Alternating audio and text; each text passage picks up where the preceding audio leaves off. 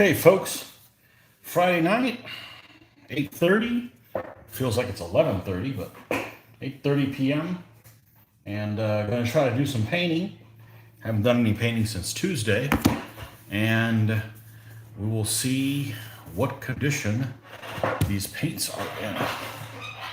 Because I have not opened the palette since then. And let's get this situated where we got it here and see what we got. Put this off to the side.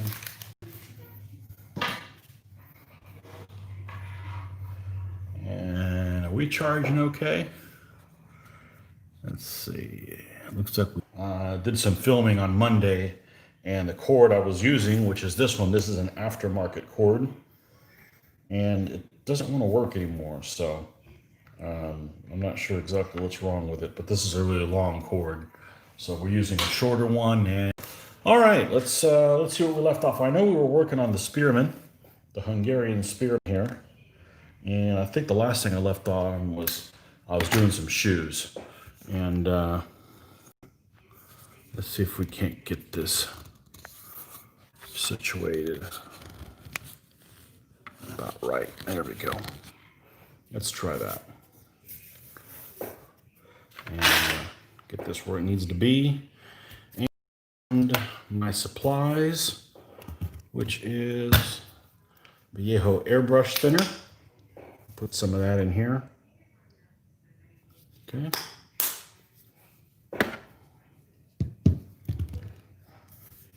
All right. It's a little on the later side, but Europe won't be able to join us, but that's okay. They can watch it later.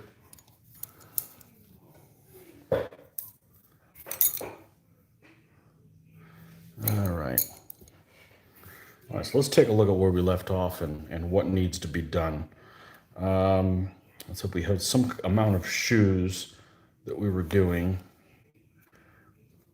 I'm not sure if I got more than one shade of them on there. Let's go over them and make sure. We were using this color for them,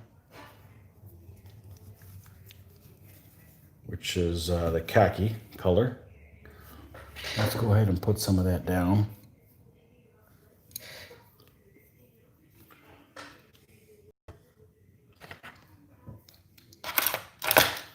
And I can tell that tomorrow I'm going to have to do some picking up here. It's out of control by my standards, but maybe not anybody else's. And now it's definitely TGIF now.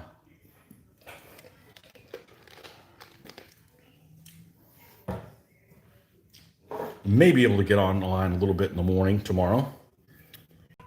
Tomorrow it's done at about 7:30, so I'm sorry, about 6:30. So I got maybe an hour I can do in the morning before I wake up. All right, right. So we got the black. Is it working all right? Good morning. Not quite, Kevin. Not quite. It's about dinner time where you're at, and 8:30 here. So that's not too bad. It's early for most people. It's kind of late for me, but we watched some family programming, and I made sure to get coked up on caffeine. So I should be good to go. All right. Let's get this. See where we left off on the shoes. I'm getting a little bit of a shadow, and I can't really figure out why.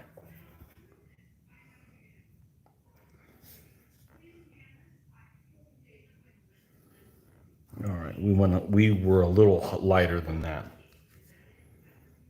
We're a little lighter than that. Let's bring some of this paint down here. That's why I had those weekends where I just painted like a fiend, because you never know. You may end up having to go 3 or 4 days and not being able to hit the paint table because of other stuff. So gotta make hay while the sun still shines. So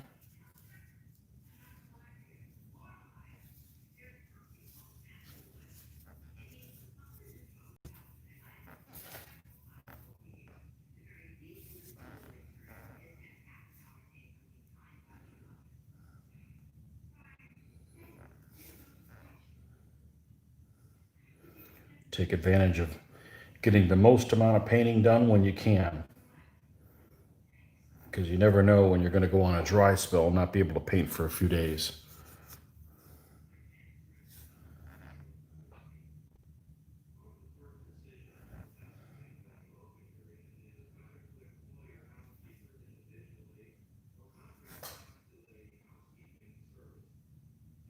So we've got those shoes to do. And then what do we got left on these guys? Well, we've got to touch up the helmets.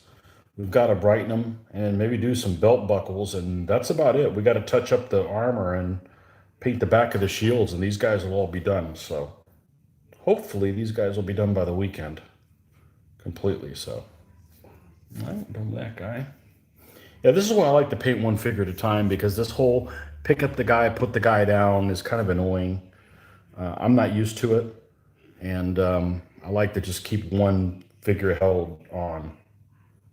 So that's how I've always painted. So, oh, this brush. This brush has one little strand that one little bristle that likes to hold on to the paint, and none of the other ones, and it causes an issue. Well, that's what happens when you're using these Ching Chang Chung brushes. So, golden Taklon, whatever the hell that's made out of, synthetic stuff. But it's what we have here. I'd give a shot at some better brushes, but I'm not going to buy them sight unseen. So that's just too much of a risk. And pay shipping. Forget that.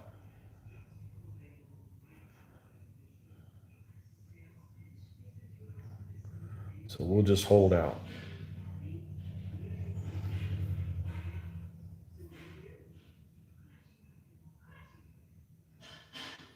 Happy Saturday. It's not Saturday yet. Don't take one day away from my weekend. It's your Saturday, not mine. No, I will not get these guys done today. Well, I mean, maybe in your day, but no, it's Friday night for me. So I probably will get them done over the weekend for sure. We've got let's see, it's 8:30. I've probably got a good 2 hours in me that I can do tonight. It just depends how much caffeined up I stay. So I'm hitting the old iced coffee here, and a Coke chaser, a Coke Zero chaser. And in the morning, I plan on getting up about 5 o'clock. By the time I get to here, it'll probably be 5:30, and I've got about an hour I can do. And then I've got to go take the daughter to go swim. And then after that, we got some not so fun stuff to do this weekend. So I'm not sure how much I'm going to be able to do on Saturday. But I know Sunday I should be able to start at 5:30 in the morning until 9 for sure. So between all that, we should be able to get these figures done. So I don't think I'm going to be able to do any sealing of these guys today. We'll wait to do that in the morning. But that doesn't mean we can't start working on the next thing, which I don't know what it'll be. It could be all sorts of things. So I haven't decided yet what it's going to be. Probably going to be light horse, but I got 3 stands of those guys to do, 6 light horse figures, and we will see. As long as I'm painting something, it's a win. So 4 people, yes, excellent. Any American-made brushes? Not here. I can't go to a store and get them. I can't get any Winsor and Newton brushes. I can't go to any store in town, in this town that I have, and buy any non-synthetic brushes. And I'm not going to mail order brushes, because brushes are all different. I want to look at them before I get them, because they're not all created equal. All brushes are created equal. Some are more equal than others. Exactly. Uh, After a big fry-up breakfast, I'm in the process of debasing and stripping two elements of spear to match the painting technique to match the rest of the Pyrrhic army. Oh, excellent. I saw your fry-up breakfast, and there was a couple things there that honestly scared the living crap out of me.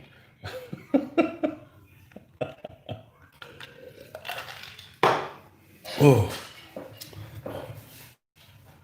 no black pudding, please. No, no, no, no, no, no, no, no. No, no black pudding and no baked beans. I think everything else I can handle. But I like all beans except baked beans. I hate baked beans for some reason. They're too soupy.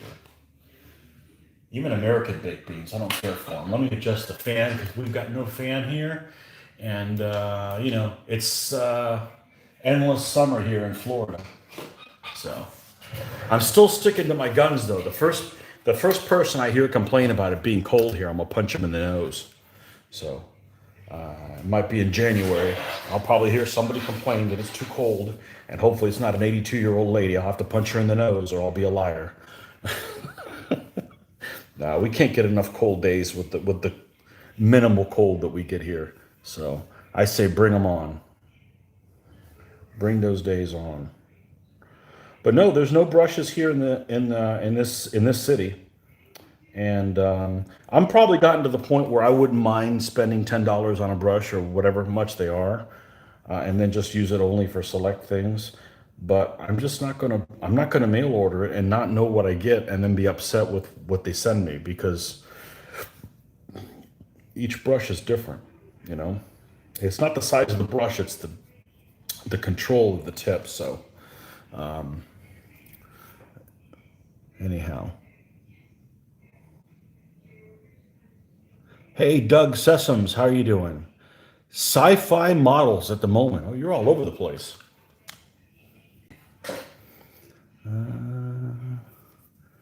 Proto-winged hussars. Nice. Proto-winged hussars. I'm not sure what you mean by that. Gotta live dangerously. Probably with a breakfast, yeah. I just got my Polybian and Carthaginian armies in the mail. Going to get started painting soon. Thanks for the video. So you're welcome. I'm glad you're enjoying them. One thing I saw your breakfast, and the first thing I thought of is like, man, it's a good thing the Normans invaded, or the breakfast would be really creepy.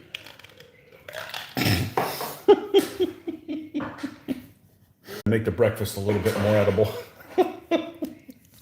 No, I cruise a lot. Well, every year except this year, and they always have breakfast food on the cruise, and it's made for people from the UK, and I'm kind of always amazed at what different people in different countries eat for breakfast. So I do like the English bacon. Well, I like any kind of bacon. So unless it's overcooked, I don't like bacon overcooked. I don't like my red meat undercooked, and I don't like my bacon overcooked. I guess it's maybe the opposite of everybody else. Oh well. Except when I go out to breakfast at a convention with Mitch. He knows what I'm talking about. He likes that limp bacon like I do. So, not that I eat it all the time. But yeah, they got all kinds of food on the cruise ships. I love it when they have the Indian food. I love Indian food. I don't know what the hell I'm eating, but the only stuff that I really just won't, I'm really picky about eating is other than baked beans and I don't think there's any vegetables or anything that I'm scared of. No, weird meats. Yeah, there's some meats I'm not going to eat. I don't need to be that much of a carnivore. There's just some weird stuff I'm just not interested in eating. But vegetables, I ain't scared of no vegetable. So, feathers on the shields. Oh, you're talking about the guys that. Oh well, these guys don't have feathers on their shields. You're talking about the Delos guys that I have from Marty. Yeah, yeah. I've been daydreaming about Renaissance stuff lately. So, deciding if my new DBA army to paint will be Tuareg or Free Company. Do Tuareg.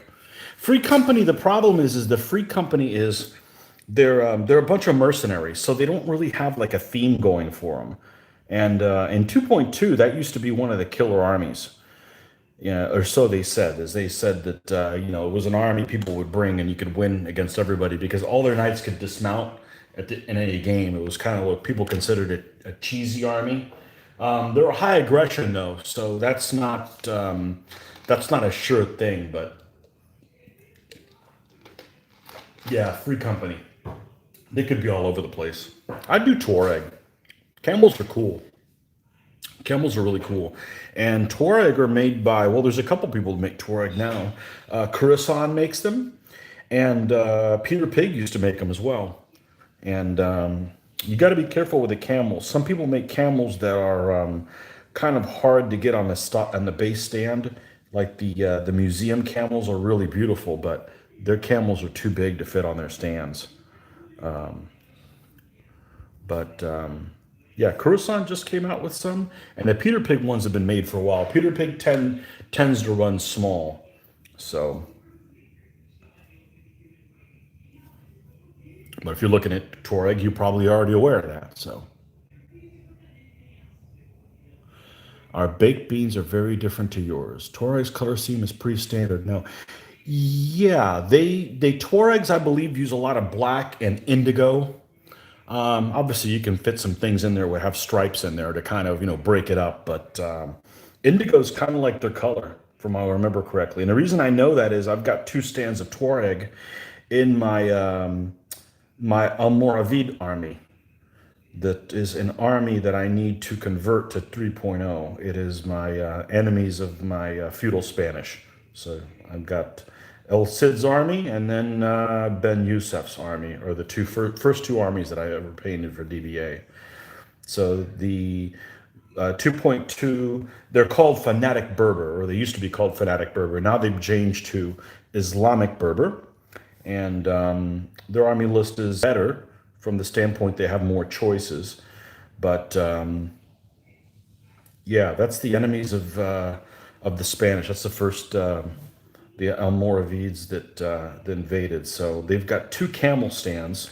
Actually, they had two camel stands in 2.2. Now I think they only have one. But yeah, it's a cool army. It's a cool army. So. Let's see what else we got. Color scheme for Polybian. So I would just, I would look at do a Google image search for Polybian Romans and see what you like.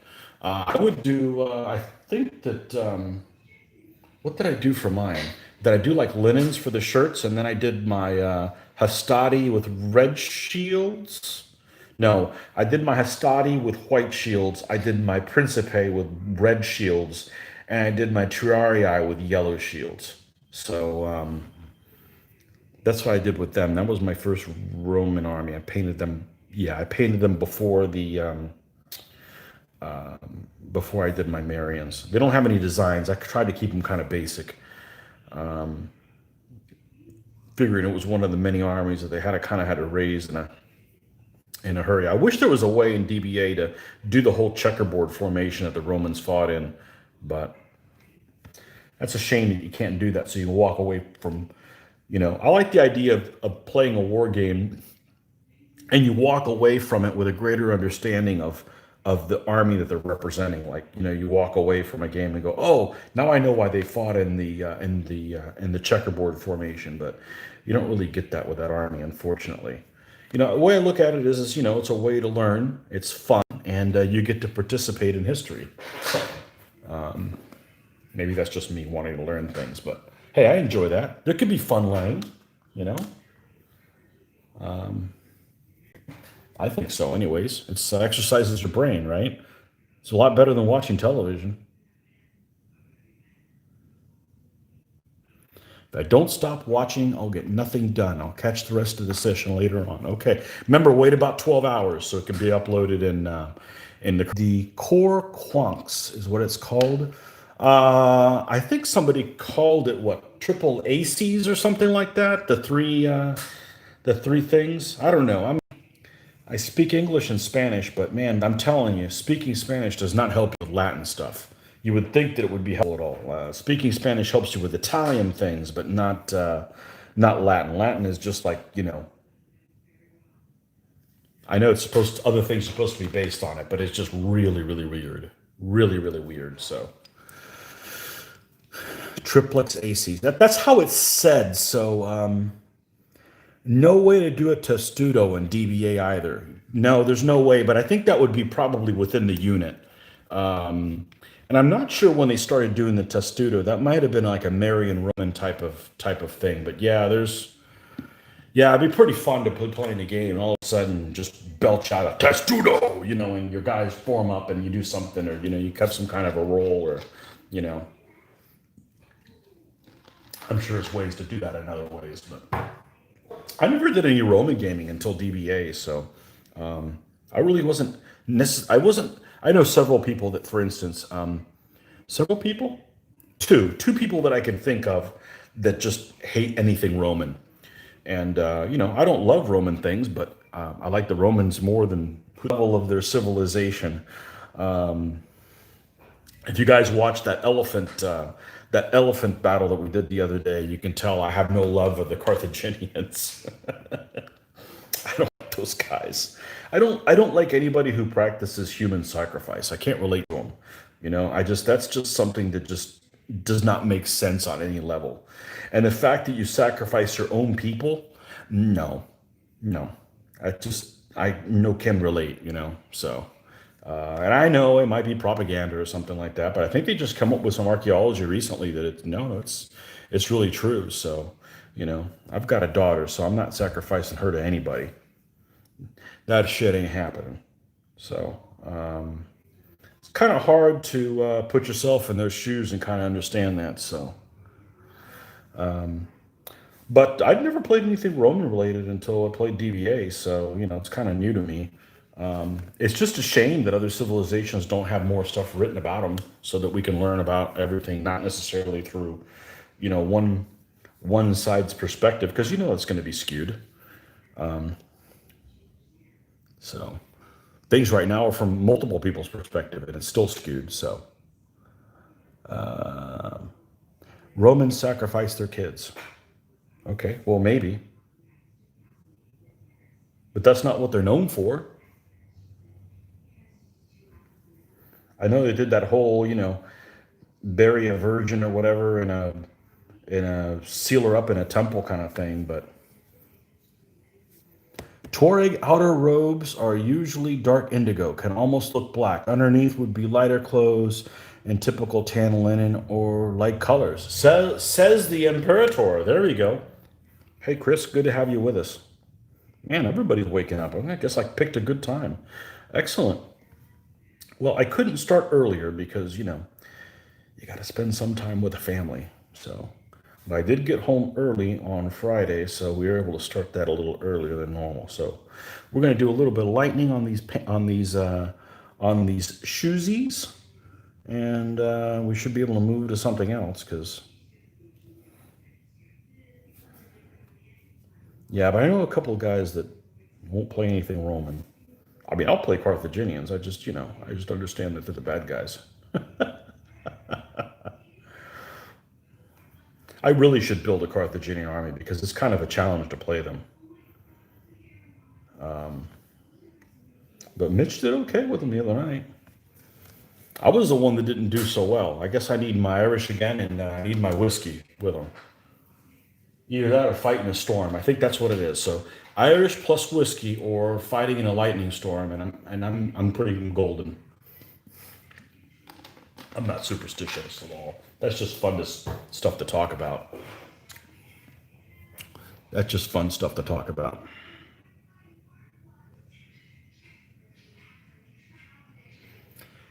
You had a 2-week detox from 15 millimeter historical. Hey, as long as you're painting something, I'm dying to paint. I know I've had this conversation before. Maybe you guys didn't hear it, but I've got a favorite sculptor of all time, and that's what really got me into doing. Well, I was already doing naval miniatures, okay, but I mean, as far as doing figures, I saw these figures, and I was always a World War II nut, and I guess I still am to a degree. I've just realized that the kind of World War II I want to play, I'm not gonna is not gonna be, any fun for anybody else to play other than me. But there's this one sculptor in particular that made these figures in 20 millimeter scale. I absolutely love his work. He's deceased now. His name is Dave Alsop. He's apparently, I found out, he's one of the founding members of Old Glory, and he did a lot of sculpts of other time periods. I don't think that he did any ancients, but he did Napoleonics and Civil War and different things as well. And I thought, it'd be pretty fun to paint some more of his sculpts. I've got all of his 20 millimeters, but and I love his castings. I just love them. It's hard to describe why I like them so much, but I love his work, and I would love to paint more of his work, which I don't get a chance to do any of it here. But that'd be just going down a rabbit hole, getting involved in something else. I mean, I like to paint, but I want to use what I paint because I don't do modeling anymore. Because that's just kind of a waste to do that. So, all right. So we've got. Let's go ahead and do the metal. Okay, we're done with the shoes. Let's go ahead and do the metal. Now, what we did was we took this same metal color before, and we painted everything completely metal in that we wanted to in this, and then we dropped the old Nuln Oil on it. Okay, and now we're going to go back and we're going to highlight this, and we're going to highlight the next tone up, which is, where is she? She is called, I can't remember these Games Workshop weird names. Ironbreaker. Ironbreaker. Yeah, we'll do this on top of it, okay? And the shinier bits. All right, so this is what we're gonna do right now. And let's see, did I miss anything while I was rambling? Tori, I hope not. I would think some don't like playing Romans because so many play Romans. Best thing about Romans is that their list of historical opponents are a mile long. That's true. That's true. And I don't, and I like, you guys know that I mix and match figures because I want the figure variety. When I'm doing Romans, I don't want that. I actually want them all, like the Legionnaires, all in the same pose. So I actually prefer that. I don't know why, just the perception that they should be more orderly. I don't know. I want my Romans to listen, damn it.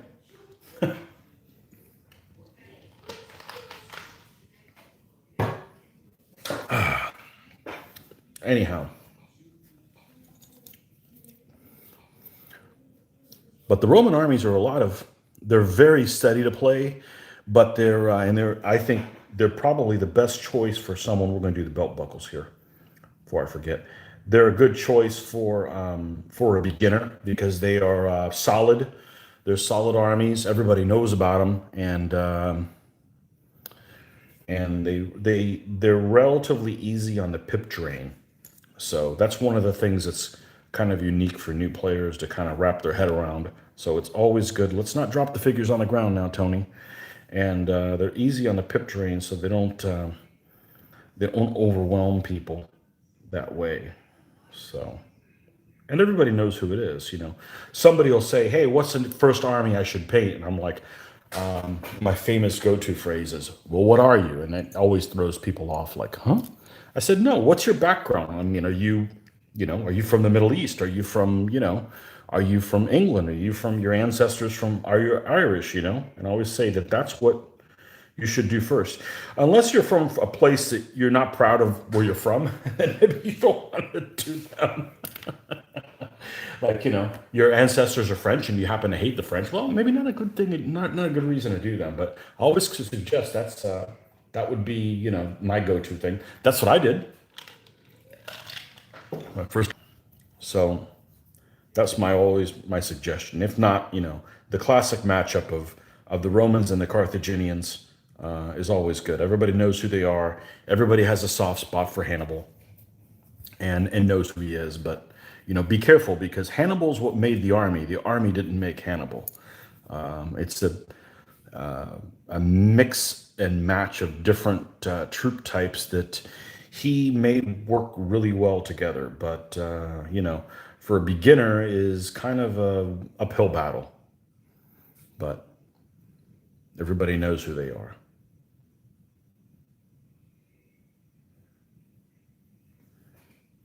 And also, what time period are you interested in?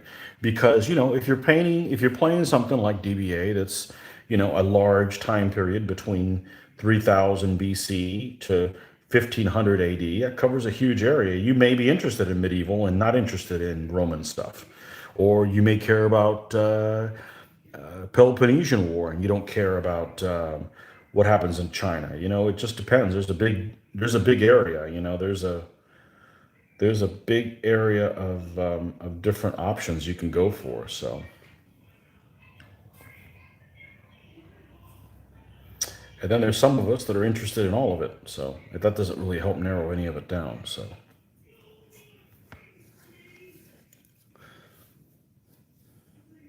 except book one, I'm not a fan of book one. You guys should know I'm not a fan of book one. There's just not enough info out there. I just have to invent too many things. You know, I like the idea that some things about them, and then you got artistic license on some other things. But I don't want to paint somebody where I have to pull everything out of my nether regions. And then their opponent where you have to pull everything out of their nether regions as well. So plus there's no heraldry, no flags. It's okay. Other people like them. That's cool. I have no problem with the armies. All armies have a cool mix of unit types, but just as far as sit down and paint them, I mean, for me, painting something, an army, that's a 200-hour commitment or so. I don't take that lightly because I don't want to get in a situation where I start painting something and then just run out of power and not finish it. Because, I've done that before. So I don't want to, come up with something half finished. So I try to avoid that as much as possible.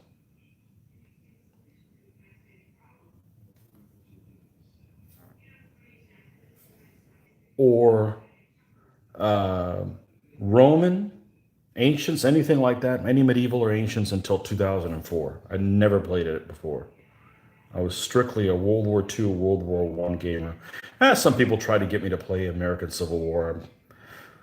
Please, no more. I'm not interested in American-only conflicts. There's not enough evil people here. We need the whole world to draw upon. So I enjoy the world conflicts more. As I've said before, I'm already American. I don't want to play Americans. I want to play something I'm not. A little bit of role playing there. So.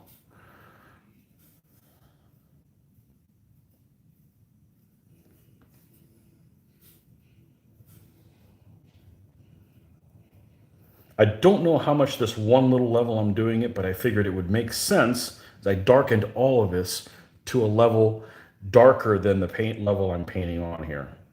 So I'm not sure how much of a difference that's going to make, but for completion, I'm painting and I don't see that much of a difference. I probably could have skipped this process. So with that, we're done with this damn color. Now let's go to Iron Breaker, which I have a little, even though it's Games Workshop paint bottle, I've got one of those little stainless steel things from Army Painter in there, mixing balls.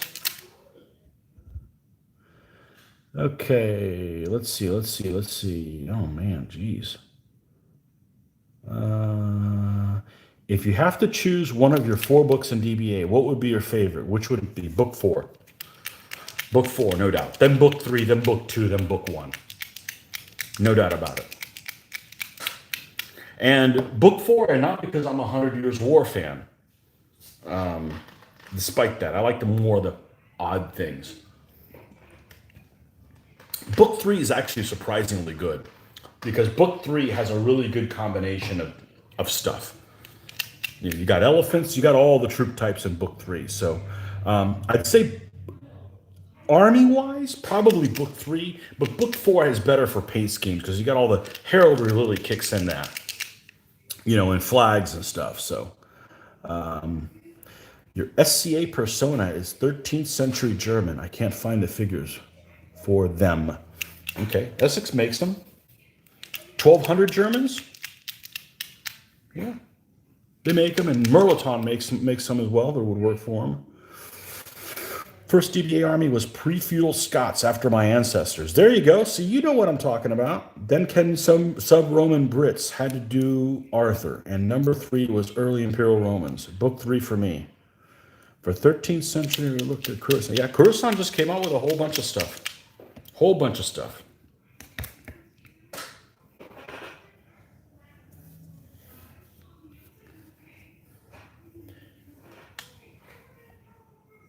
Whole bunch of stuff that Khorasan just came out with.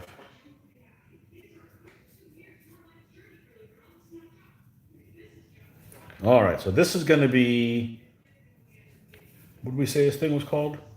Ironbreaker. Lead Belcher's the darker one, Ironbreaker. All right, and I do have Vallejo Metallics, but the Games Workshop Citadel. I think I finally got it. I couldn't calling them Citadel. For the longest time, I called them Citadel because that's what they were. You know, that's what they were. It was Citadel, and I think now I'm calling them Games Workshop. I don't know. You guys know what I'm talking about. Oh, they're Games Workshop, but now they call them Citadel Lair. Okay, so now they're playing for both teams and confusing us. Well, I will just use them both indiscriminately. I will just use them both. Yeah, and Coruscant's miniatures, I think, come in pretty reasonable size packs. They're not too big. So I don't mind about having figure wastage, but a lot of people, their just packs aren't very big. So that's good for the whole mix and match. I'm gonna paint the edge of this helmet so we get a little bit of a feeling like it's not just sitting on the one side. Okay. Coruscant. Yeah, they started off with only Coruscant figures. So, all right, that guy's done. Move to this one. And now they have all kinds of ranges. I guess the guy's been really successful because I want to say he first started with, here's some other ones that I'm going to do. And, he didn't release them all at once. So that's, hopefully things are going well for him. I have not had the opportunity of painting any of his stuff because I already accumulated too much lead before he hit the scene. Guy should have come out 10 years earlier. But I may get a chance to paint some of the stuff at some point. So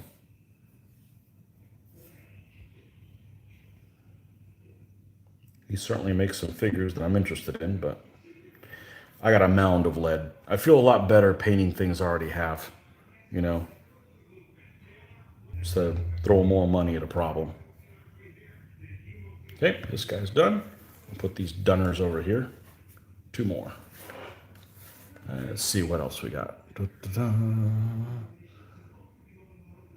Have not featured any Coruscant figures. In fact, I don't think I own any. I bet that's a haul to get them all the way out there because you're in, let's see if I remember correctly. You are in Malaysia, or you're not?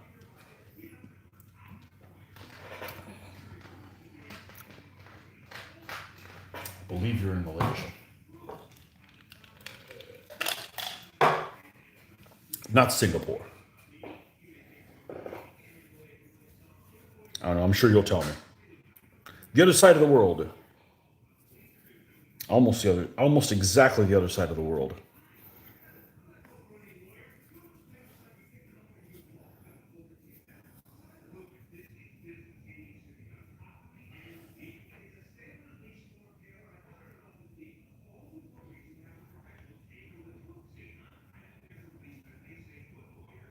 That's right, Malaysia. Okay, good.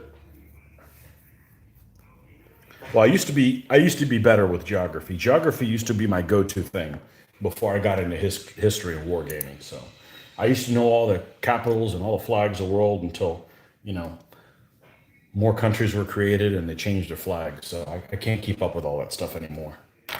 But I am not a stupid American when it comes to geography. Let's put it that way.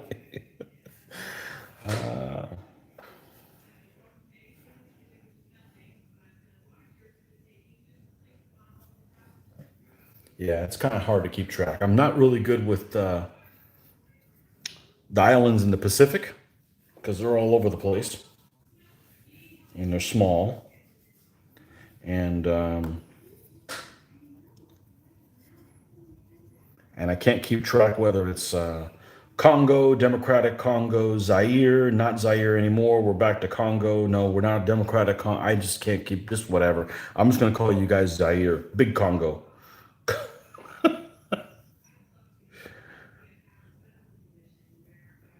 and that whole no, it's not Burma. It's Myanmar. No, I I just can't keep track of all that stuff. I got too much stuff going on to figure out when you guys change your name and oh, and what the new Indian names, what the names of the Indian cities now. Oh, it's not Madras, it's such and such. I'm like, okay, I'm just gonna stick to the old names. Look, that doesn't come up very often.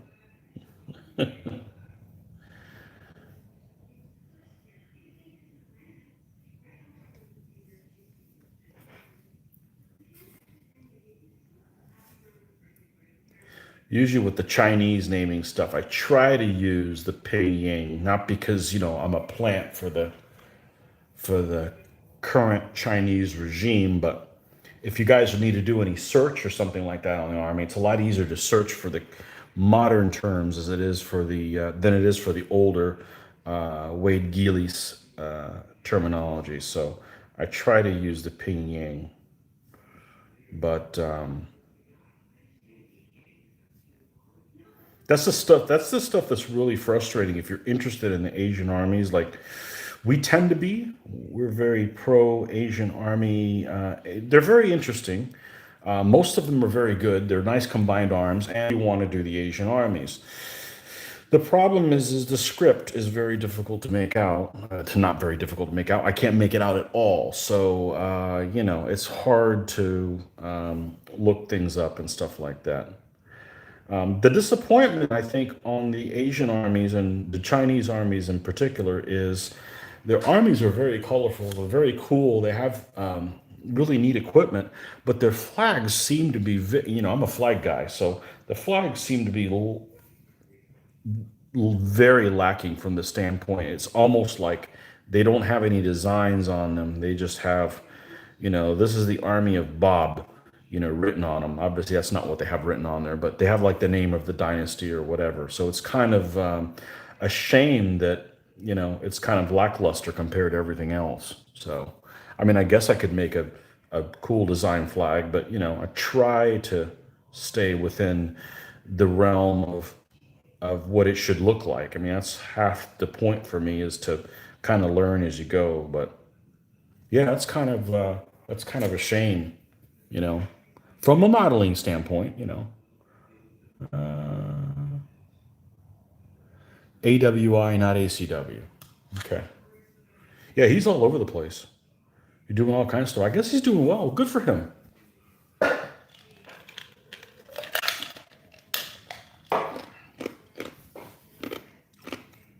Okay. So you got these guys done. What do you got to do? We got to do the back of the shields. We always leave that for last because, that's not exciting. All right. Do we have any brown left alive? Because I'm fine with any of it. Any brown they want to give me, I'd rather not bring any out. And it looks like it's been so long since I've painted any that it's all dead. All right, that's fine. Let's go grab. I want the leather one. Where's that leather one? Not that it makes that much of a difference, but no, there's that chocolate one I use for everything. What's this leather? That's it. Flat Earth will work. Not that much of a difference. I'm going to add black and lighten it up anyway, so it doesn't make that big of a difference. Now, I like to add more shades than anybody else, or than most other people. I don't want to back myself into a corner. And my buddy puts 12 shades in one color. Okay, but I add more than three. But I don't mind taking shortcuts on the back of a shield because, who the hell knows, right? Well, other than you guys, because I just told you. But, it's not really a huge point in doing that. Let's go back up to a brush. Let's not use this one that we may need it for more super detailed purposes. All right. Let's get some more black here.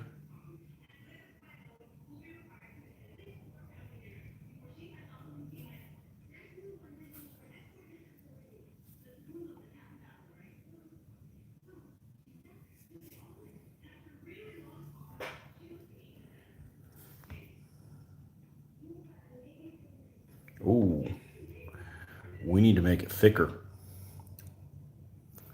or it's not going to cover.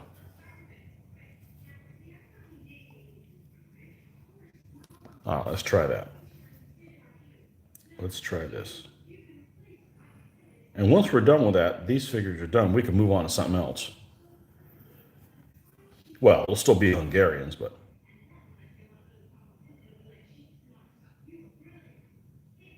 so I thought I was going to roll into Lou and the War Wagons, and then we had the whole War Wagon snafu. So the War Wagons are being the pieces supposedly being en route here, but the problem with the States right now getting stuff from the UK is that it's sitting in customs for about a week.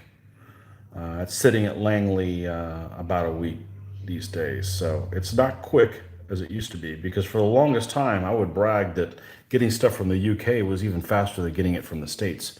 You basically order it on Monday, you'll get it the following Monday. It's pretty scary how efficient that was. Well, that's all gone now, because it's no fault of the people mailing it. It's just I don't know what's going on there. Just they need to test all the packages for COVID. I have no idea, but it's definitely taking them longer. It sat about a week at Langley before it got loaded on I assume it got loaded on a plane. So should get it shortly, but I think at this point they kind of missed the window to be done towards the beginning of the army. So I think we're going to roll into the light horse and the knights, and then we'll come back and finish up with the war wagons at the end. But that's what I'm thinking right now. Plan to change at any moment. So don't make any plans. So hey, as long as I'm painting something on this army, it doesn't really matter what order I do them in.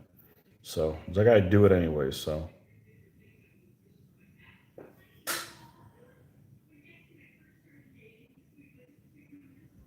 yep, another book 4 army. I don't know how many I have of each book, but I'll guarantee you that I have more book 4s at this point.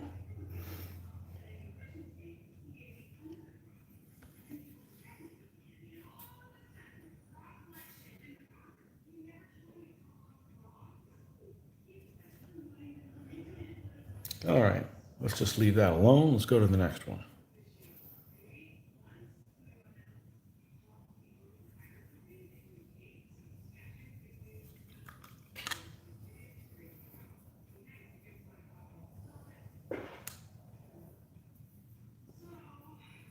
Featuring some World War II stuff.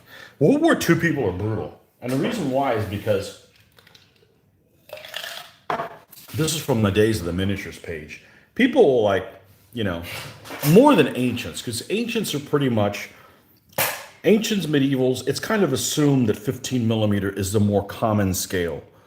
If you post things on 15 millimeter, it's kind of the standard. Okay, you put stuff in 20 millimeter, you put stuff in World War II, and like I do 20 millimeter, and people will be like, "You're an idiot for doing 20 millimeter." Just very like aggressive, or oh, you're playing that set of rules, or you're stupid. That's it. Just they're very. I just found it extremely negative, and I'm like, look, this is my hobby. If I don't like something that somebody else does, I just look the other way. I don't need to like. Well, I'm going to tell this person what I think of them. I'm like, if I don't like something on the internet, I just go somewhere else. You know, I'm not getting paid enough. I'm not getting paid at all, but I'm not getting paid enough to create issues. So why would I want to? But maybe I'm the exception. I feel it's a lot easier to be nicer on the internet than it is in person. Because if you're not nice on the internet, then you have to defend yourself, and you get into an argument, and hey, I'm not interested in being a keyboard commando or a lawyer. I'm not here for the arguments. I'm here to enjoy my historical therapy. And yeah, I don't enjoy arguing with people. Not my thing. You know, if your favorite color is blue and mine's red, we won't fight over the crayons. Perfect. You know, not well. You need to see the light and make sure you like red or green or whatever color. Like, no.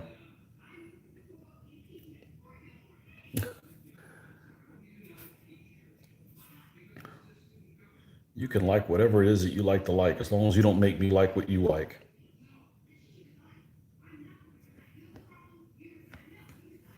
How did we get on that subject? Just basically, there's a lot of people that get negative about the hobby, and I just really have no tolerance about it. Go do something else. This needs to be all 100% fun. If you're not having fun doing this, just go do something else. Go play golf.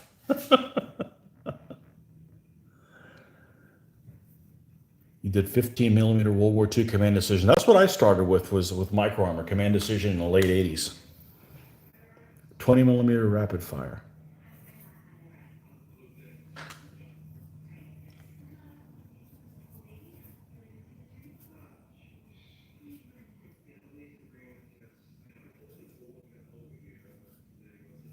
Yeah, don't get me wrong. I don't mind being mean to people, but not for no reason.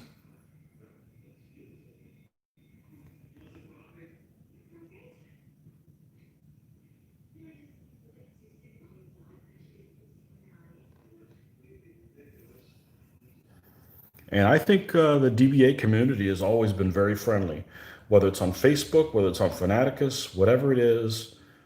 Sure, there's a bad apple out of several thousand people, but for the most part, everybody's very welcoming.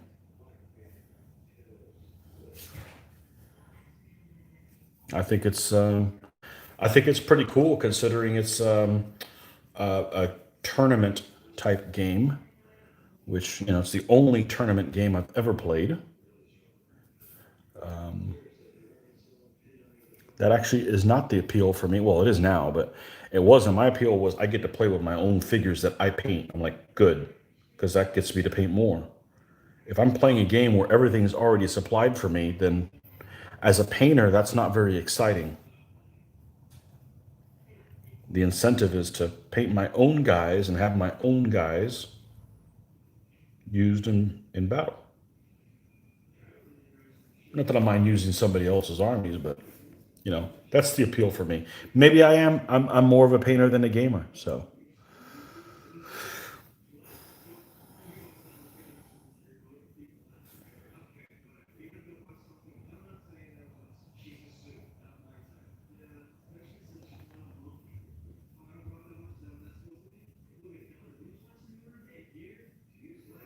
I got all those old rules, the command decision. I don't want to get rid of them. Oh, nobody give me anything for them. And I like the second version. The second version I thought was really good. Just the TO and A books are excellent. But my only gripe with it is that the infantry is just very lackluster. It's not very much fun to play combined arms in those type of games. The infantry, the distance that they have any effect on anyone else in a World War II setting is very, very short, and it's relatively easy for the vehicles to stay out of that range, and they just end up being basically targets for the most part. Just the way that game's structured, it's definitely an armor game. So, what I always liked about Command Decision is the factors that he used were really easy to convert into millimeters of actual things. So, if you had a factor of 10, it was equivalent to 100 millimeters. If you had a factor of 8, it was equivalent to 80 millimeters. Now, it wasn't exactly the same, but when you take the slope of the armor into effect, it was pretty close. So, you're playing a game and you're learning real equivalencies, and I always thought that was really useful. you know. So, but that was the first World War II land gaming that we did in the late '80s. So mid late '80s. Yeah. Okay, I think we're pretty much done with these guys. All right, you guys want to see some horses? That's probably what we're going to do next. Let's do some horses. I'll show you how easy it is. Although people are just like, I'm just gonna slop on the contrast paint and be done with it. Well, I'm freaking too old school for that. I got too many paints that aren't contrast paints to do that. So, well, I know we've got some candidates here. We'll let these guys sit and we'll spray them in the morning. We've got some. We're not going to do the hussars. We're going to do these standard generic horse archers first. Okay, these are all Essex figures. One of the descriptions in the well, hell, why don't I just pull it out and show it to you? I mean, the book. I mean, Armies of Middle Ages, Volume 2. Let's see, where are we? Well, it should be here.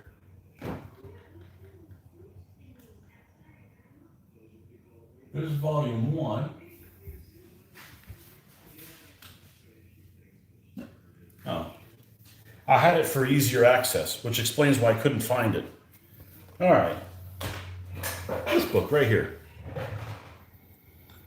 Armies of the Middle Ages, Volume 2. Definitely get them. I think they were out of print for a little while. They're available now. They're kind of pricey, but you know, you buy them one time and you're all set. And you know, they're really cool. They've got they've got battles and all kinds of stuff.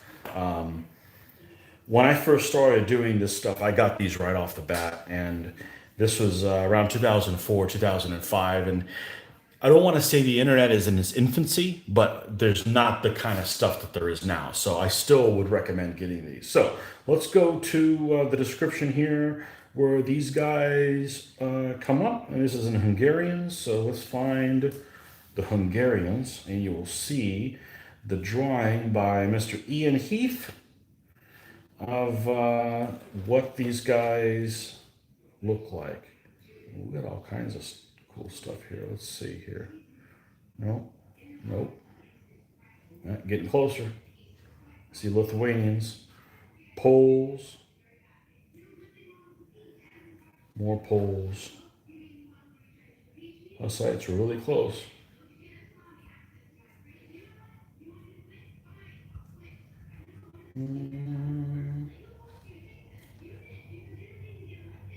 Why can't I find this? Oh no, they're in there. Here it is. Let's do this a little bit. Give you guys more of this figure right here. This is the figure that these guys are based on, and you can clearly see that when you look at him, he's wearing like a hood, and it's folded back the front of it. It's really weird. So let's read about him. Okay, so this represents 87. Figure 87 is Hungarian light cavalryman. It's actually 85, 86, and 87. So these other figures here are also Hungarian light horsemen. And this is what this hussar-looking dude is, one of the other ones. With the fur-looking cap. That's this dude right here. Okay. So let's read about these guys. I'm more interested in 87. Let's see what the descriptions here. So figure 87 is the odd man out in the Kepis Chronica, being the only light cavalryman dressed in ordinary mid-14th century Western European fashion, which undoubtedly makes him a native Hungarian horse archer rather than an Asiatic auxiliary. He is therefore fairly certainly one of the mounted archers that the 14th century Banderia are known to have included, and in that 15th century became one of the standard troop types called for by the militia portalis. Here we go. This is the interesting part. He wears a pink tunic and a white hood and rides with an Asiatic-style saddle more suited to horse archers than the high-pommeled Western European saddle. It is probably such bow-armed cavalry that Froissart intends by his reference in the Hungarian, including many crossbowmen on horseback during the Nicopolis campaign. Okay, so this is like a Nicopolis type guy, which was 1396, and is there more? No, yeah, that's all we have on him. So it looks like this guy was originally white, with a white hood, and a white hood is actually folded back. That's what was really hard. Some of these figures, it's like difficult to figure out what the hell exactly they're actually wearing. Let's see if I can get a good picture of this. He's wearing a hood that just goes around his shoulders and stuff like that, almost like a dicky, a dicky hood, and that's white. So what we're probably going to do is, just for good measure, we're going to paint one in the form that is described with being pink. Okay, I'm not scared of painting anybody pink, but we'll probably do a pink one and a red one and a green one and a blue one or something like that. Okay, so let's. We're going to do a horse, so we're not going to do a pink horse. I mean, we're going to do a pink tunic on this guy, which of course isn't going to be hot pink. It's going to be like salmon, a color like this. All right. And let's do a horse. Let's go do one of my favorite horse colors of all time. They turn out beautifully. Let me not build it up too much in case it looks like shit. But it's a color called, I want to say it's mahogany brown. I could be wrong. It is, no, it's cavalry brown. This makes a gorgeous colored horse, okay? I just really like the way it turns out. And this guy is going to be the guy that is going to be in that color. So let's find us a spot that is not contaminated by things as much. We'll go here. And let's see who had things to say while I was deviating. Commanders are difficult to teach. Do you finish the battle wagon? Armies and enemies of the Roman Empire. Great book. I did not finish the battle wagon. Here's what we have so far. This is what we have so far. We put one together. The other replacement piece, which is the chassis, is on the way. So we're going to build them both at the same time. So that's when I start working on the spearmen. I'm like, no big deal. We'll keep working on them, you know. And spearmen should be done by the end of the weekend. But all right, so we're going to get some cavalry brown on here. Beautiful color. Beautiful, beautiful color. The first horseman I ever painted was using that color. You know, because before DBA, I never really painted any horses at all. Because, you know, World War II and stuff. And yes, there's horses in World War II, but I don't have any World War II horses painted. All right. So we're going to take, is that the brush you want to use? Choose wisely. No, we're going to use this one. I don't need that much. We need to use the crappier brushes when you can. Let's get us a new black. This one's over a week old. And which means I haven't moistened this thing in about 2 weeks, and we're still okay. All right, so we're going to take this and the black, mix us the darkest shade possible that this horse is going to have. Maybe not that dark. There we go. And we're going to paint the entire horse flesh in this color. Yeah, so I actually love painting horses. I know I'm a sadist. No, it's just very satisfying to see the muscles and stuff, you know. And this is just a standard run-of-the-mill Essex horse. They tend to be on the chubby side. They look. I always like that these Essex horses always look like these paintings that they have of these folks in, even though it's kind of out of period, 16th century guys on horseback. They're chubby looking horses. Like if you're looking at any of the artwork by, I think Velasquez has a couple of guys. He's got Count Olivares, one of his famous paintings. He's got a chubby horse. And several people have chubby horses as well. Now, I don't know if that's just I gotta believe that the horses look like that. I mean, these guys were freaking geniuses as far as making people look realistic. So I gotta believe that if they can make the people realistic, they can make the horse realistic. So maybe these horses were just really well fed, or you know, what have you. But yeah, these are horses that are very similar to that. they're very different style than, say, the Old Glory horses or certainly the minifigs horses. And I don't mind the Essex horses as much as I do some of them in their posings. This one does not have that issue. This is a nice formed figure and a nice formed horse. Some of their horses have this, you have like a bunch of action poses, and you have some of these horses that look like they're grazing down at their feet. And it's okay to have one or two, but you can't, I don't want to stand where like every other figure is, the horse is just, on break, you know, grazing. It just doesn't look right to me because they're grazing in the same position. So, anyhow, I digress. I like these figures though, and this is a one piece casting, by the way. So there are going to be this other figure is exactly the same, okay, but this the same style here. These are, I don't know why they did this, but this is a one piece casting, and this is the same figure. Like, in other words, he's got the hood, he's a bowman, he has the hoodie on there for the front folded back, but this one came with a separate horse, and so did this one. And the figure's actually the same, but the horse is different. But then these two are the same figure, same horse, one piece. So I don't know why they decided to do that, but it'll be just fine. So they will mix just fine when they're on the stand, believe me. So, did ancient horses have white socks? No, I think that I read somewhere, again, this falls into the realm of, I read somewhere. I just can never find where these things are. It's very, what I understand, it's very difficult to find a horse that does not have some sort of white on them somewhere. Now, they might have only one sock.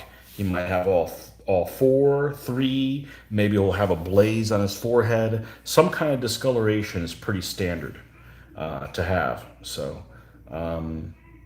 that's from what I understand. Now, I'm not a horse person. I've ridden a horse a handful of times, but that's about all my experience. And I do look at a lot of pictures. That doesn't mean that they're accurate, but they perception's reality. So you look at something enough times and you think that's what it should look like. But it's there's another thing, the socks. The socks, you could have a horse that has only one sock.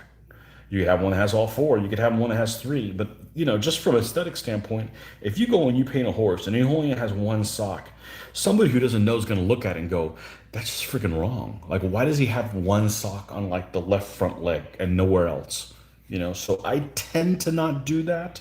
I tend to do all four, or like the front ones or the rear ones. I wouldn't want to do like the port side or the starboard side only, because it's going to look to an untrained eye like, oh, I forgot to paint them on the other side. Again, I find that painting miniatures is a balance between reality and your own spin on things within reason, so that what looks right. So. And the example I always use is, if you're doing World War II stuff, okay, and you're going to say, I'm going to paint British and Northwest Europe British, so like you're going to do some British Valet pocket or something like that, or maybe you want to do some for a bridge too far. You're going to paint some British vehicles. They use as an air recognition symbol the U.S. star on the top, on the roof of their vehicles. But if I'm building the British, there's no way in hell I'm doing that, because it just, in my opinion, was just a dumb idea. I mean, I understand why it was done, but I don't want a U.S. symbol on British vehicles. It just doesn't look right to me. So again, that's something that I would use my own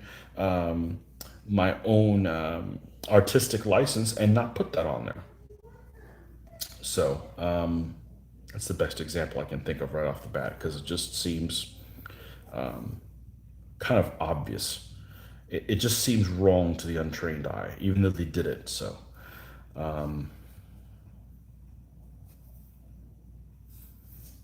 other example, if I was, say, painting World War One German ships, all right, I was building dreadnoughts and stuff. I'm not going to paint some of those ships that had as a recognition symbol on the second funnel, it read like, I think one of the battle cruisers or whatever during Jutland. It might have even been Seydlitz.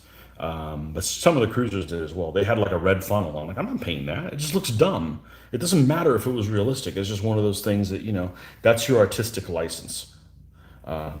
So, it's historical, so you want to be historical as you can, but at the end of the day, it's still an artistic choice of how you do it. So, that's my spiel on do whatever the hell you want. You're the painter. If you don't like it, stuff it. Paint your own figure.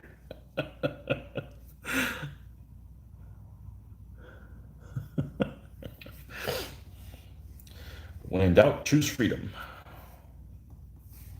Or as I like to say, do whatever you, don't tell other people what to do. I don't. You know, as the Frenchman says, mind your own business.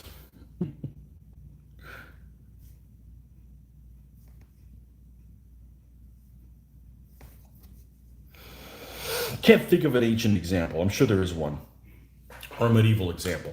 I'm sure I've come across it. I need to write these things down before I forget them. A little bit of ice left here.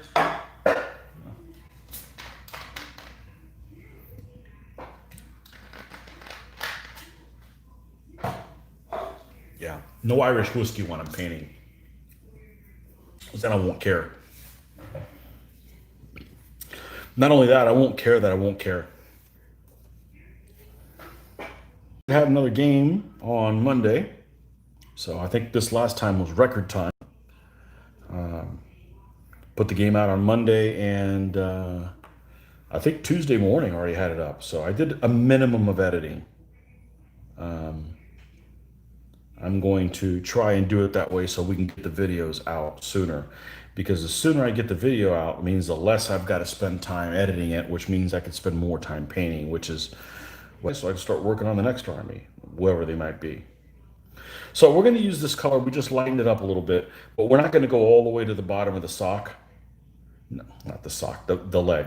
Okay, we're going to leave the extremities in this darker color. Okay, that's what seems to happen on these horses is the extremities sometimes are darker than the rest of the horse. So we're going to go with that plan.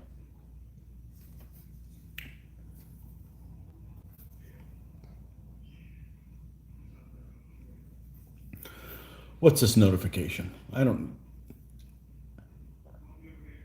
Okay. All right. Perfect. Sorry for the bumpiness, but it gets bumpy when I guess when I'm checking the messages. I don't get a notification when somebody posts a comment, and it times out after a little bit. So I've got to like press the little comment button and see if there's anything new. So if I don't get right back to you, if you make some cool comment and you're wondering, Tony doesn't like me anymore, I don't know why he's not commenting, it's because I'll get to you. Don't worry. I like the comments because it keeps me engaged and keeps me from falling asleep. So, because sleeping's a waste of time. We got stuff to paint. But yeah, I used to be a night owl in the in my 20s.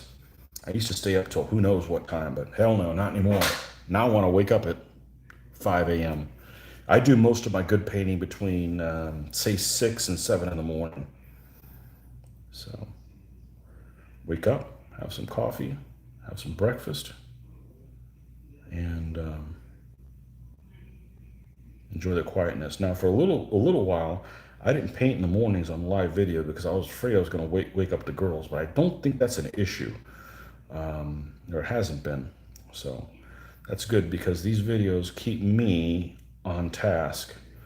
Otherwise, I'll do something less useful. So I prefer to be doing this, painting something.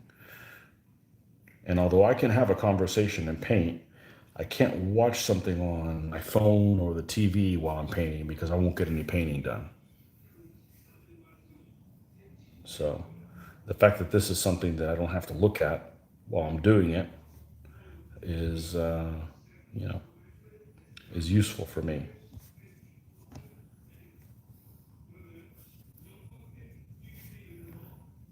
And I mentioned before is this thinner.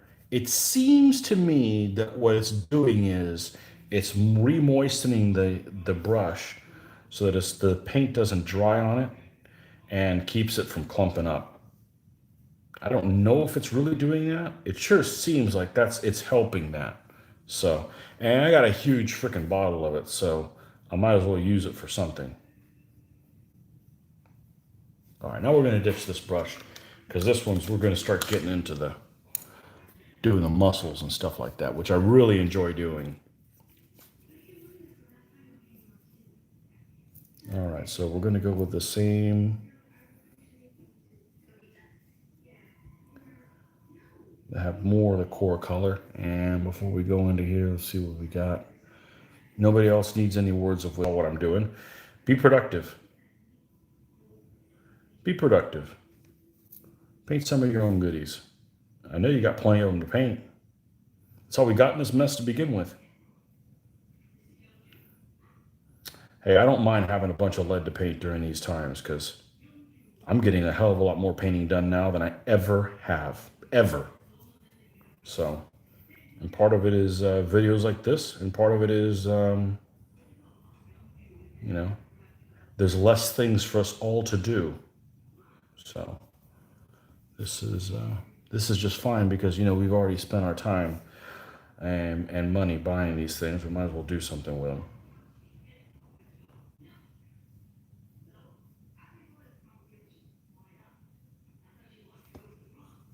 Okay, one side's done. Come over here. And also, it's unlike water. This seems to not alter the pigments that much. In other words, it's not like you're diluting the pigments. And I don't know. I don't know what this magical airbrush thinner is, but I recommend it. I recommend you guys use it as a tool to. I've been really happy with it. I think I tried it on a whim. I'm not sure how I don't know how I got it. I got it because of transferring over the Games Workshop paints, which is a colossal waste of my time. I'm not going to do that again. Transfer them over in eyedropper bottles. No, that just took way too much time for what that was, and it wasn't that useful. Like I mentioned the other day, I transferred them all over to this one so that it wouldn't make so much of a mess. But when you unscrew this, you'll notice that this tip and the inside is also a mess, just like the other thing was. So, yeah, I'm not wasting my time doing that anymore. That's okay. It only takes me once to learn my lesson. I ain't doing that again. But thank goodness I did that because it made me buy this stuff right here, which is not miraculous, but it's very helpful. I'm very happy with it. Very, very happy with it.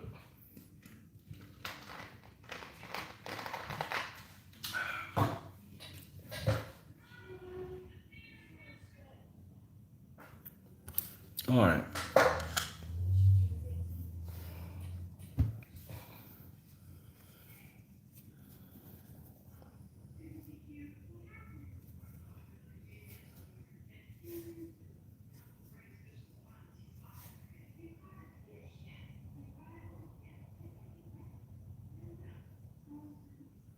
Most of the time, you can just paint the muscles are there.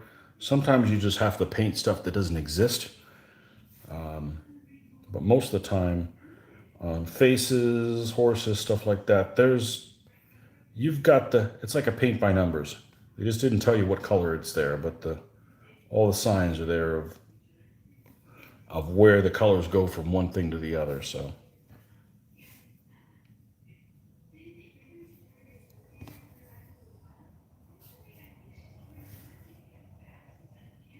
And remember, it's a painting, so it can be impressionistic-ish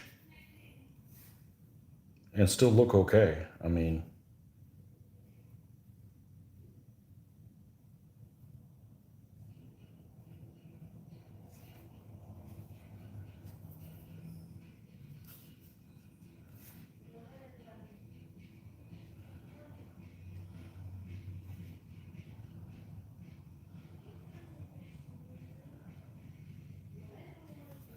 okay. And now what we're going to do is we're going to get our lightener in here. We're going to get in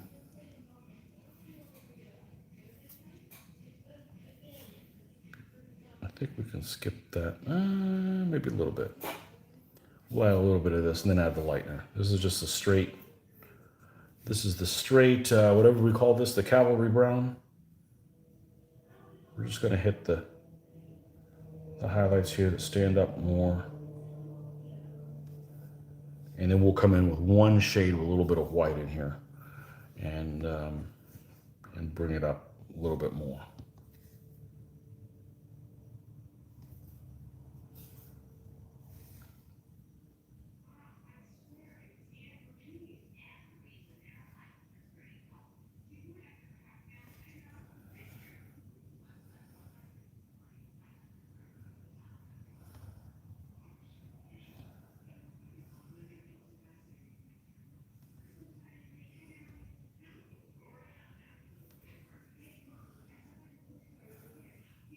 Okay, and now we're going to use only the tiniest little bit of white. Only the tiniest little bit. We don't want to go crazy because this will turn pink in a heartbeat. So we're just going to hit the parts that really are the most noticeable where the light would catch. It's not a perfect science. You just kind of feel it and, just go with your gut.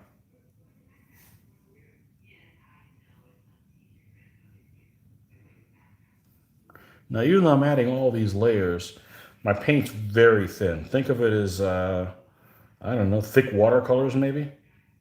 Except for the first shade. You got to put some paint down to get the other ones to lay on top of. But each subsequent shade is pretty light. I lied. I'm going to go a little bit whiter.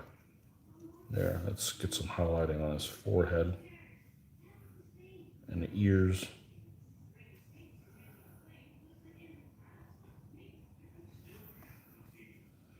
Okay, now this guy's done. Now, I don't normally do the hair just yet. Unfortunately, it's shiny, but it is. And that's why that's why it looks so much different when you end up dull coating them, because all that shine goes away and you can focus where the brush strokes are on this thing. But just kind of a mindless little paint job thing on it. Now, I don't usually do socks or anything like that until the very end.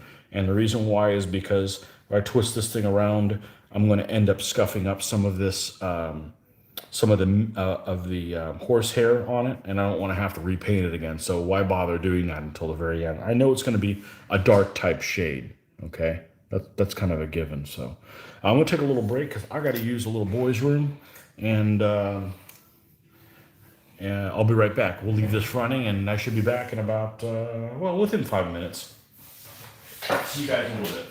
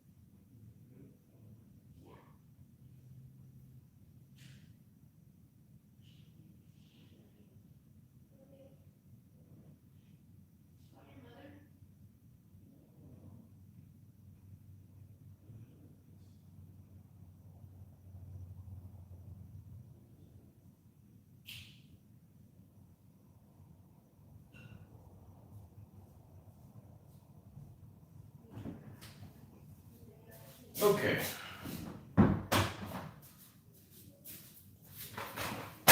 All right.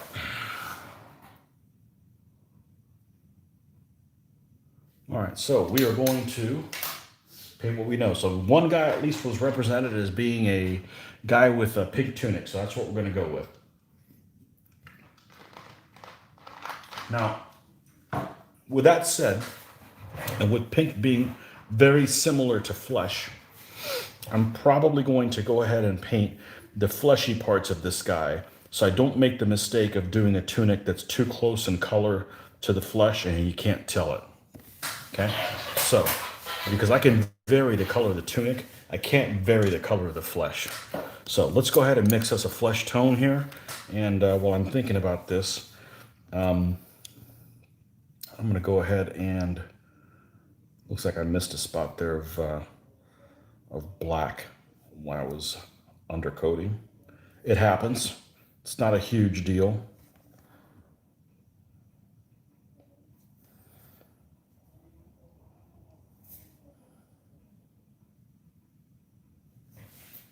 All right, let's the hell does this guy have? Okay, it looks like he's got a little bit of his hair showing on his forehead, and then the white thing goes back. Right, got it. And they decided to give this guy eyeballs, so you know what that means. I'm gonna have to paint eyeballs. Damn it.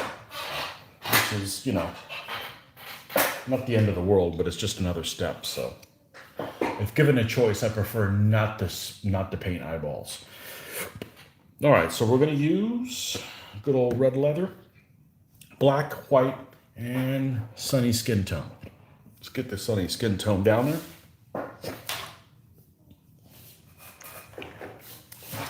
This is my standard Caucasian mix.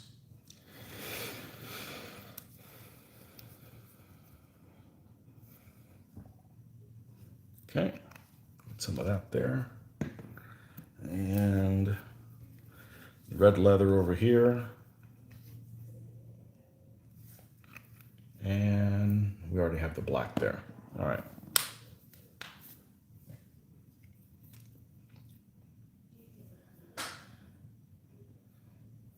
We can use this for the base color on all the flesh. Let's go ahead and do that.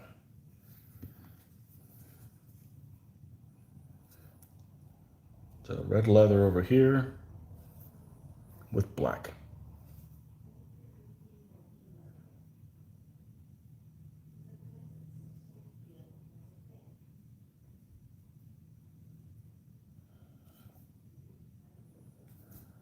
All right, we're going to paint all of the figure in this. All the fleshy parts in that. Now, I'm going to avoid like the mustache stuff. Looks like this guy's got some facial hair. There's no point in covering that up when I'm just going to have to turn around and paint over it.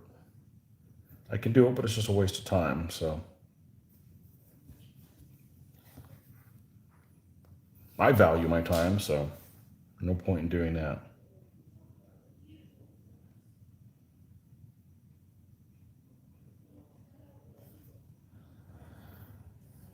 This guy's got kind of a Captain Nemo face.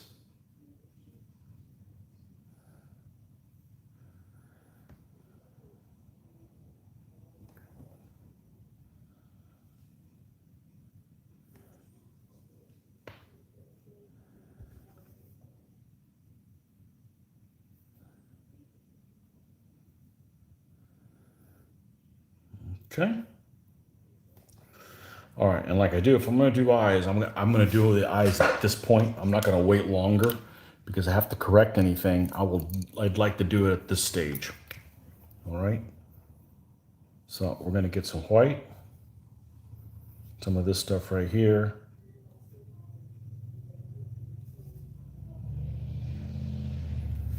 And we're just going to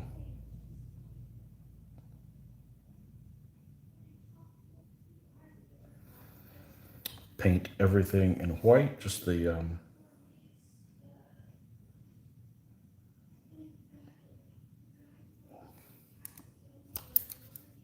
it's the thing when we're painting something really small.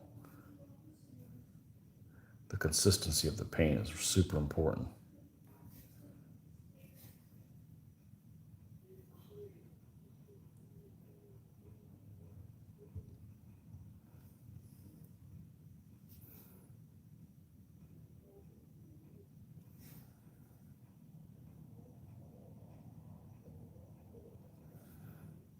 Okay, perfect.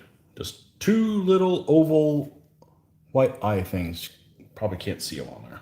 They're there. Okay. Then I'm going to do the same thing but with black. And all we're going to do is draw two vertical lines in the middle of this white oval.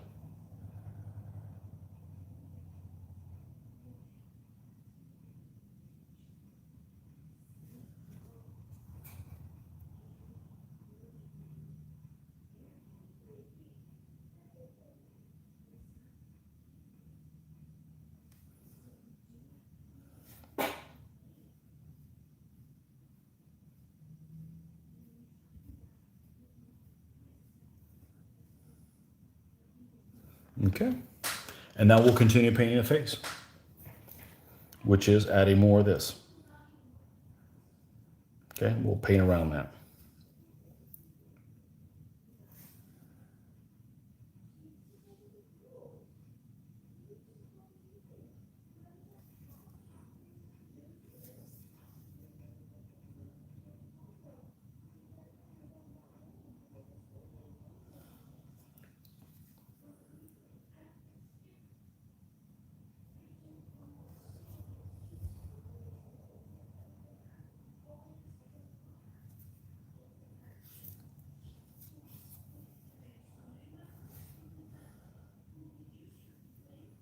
Oh, missed this hand over here.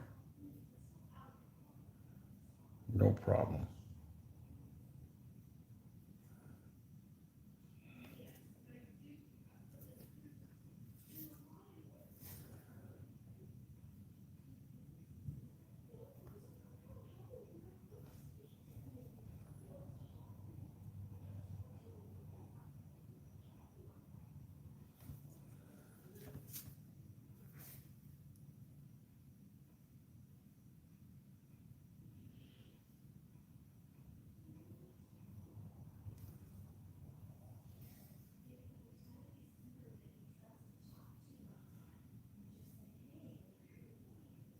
All right, now we're going to take this core color. This is one of the only colors I do what I'm about to do, which I'm going to add this core color straight and mix it with this core color straight.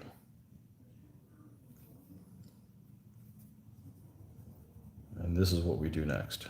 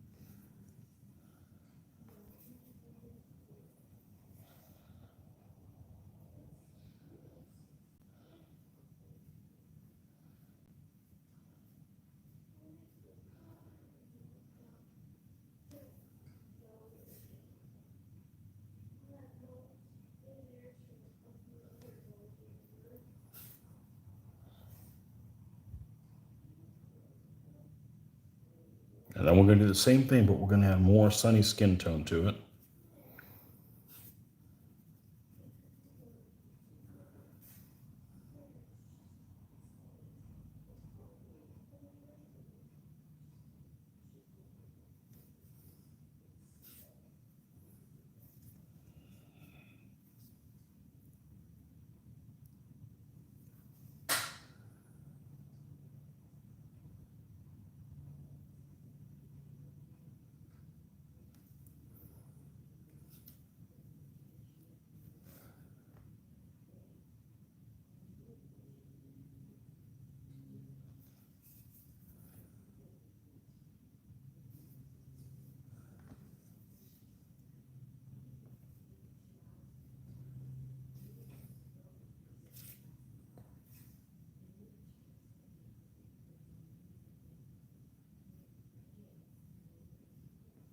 Okay, and then we're going to take the same color that we have here, we're going to add some white to it.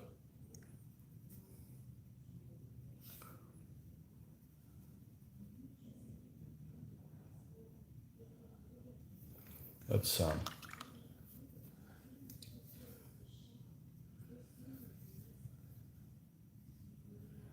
there we go. Sometimes it gets like a little clump at the end, almost like a little ball. It keeps you from putting the paint exactly where you want it, so.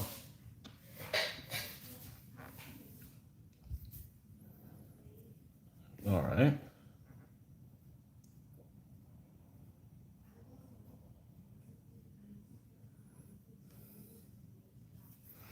I may change my mind. You know, it's not unknown for me to start painting something and go, you know what? Screw that. I'm not going to give him a pink tunic because it's just not going to look right. So I don't. But I know one thing: his flesh is still going to be this color. So paint what you know. If you know he's going to be Caucasian, go ahead and paint him Caucasian.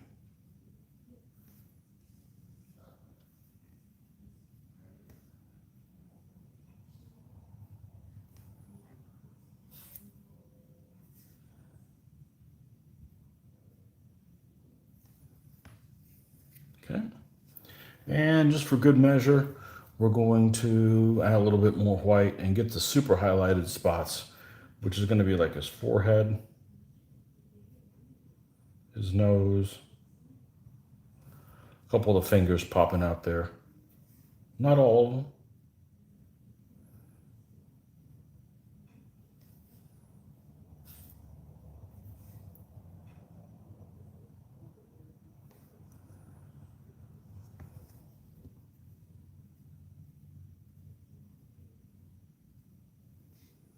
Okay.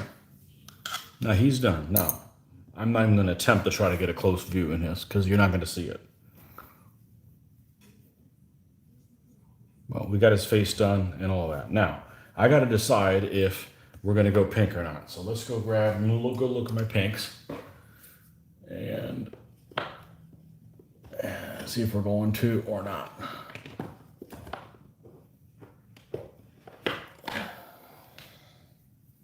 This is what? Brown rose. That's a reasonable color you could do. Now, if I painted this guy in brown rose, he's going to be really similar to his flesh tones. I think that's going to be too subtle.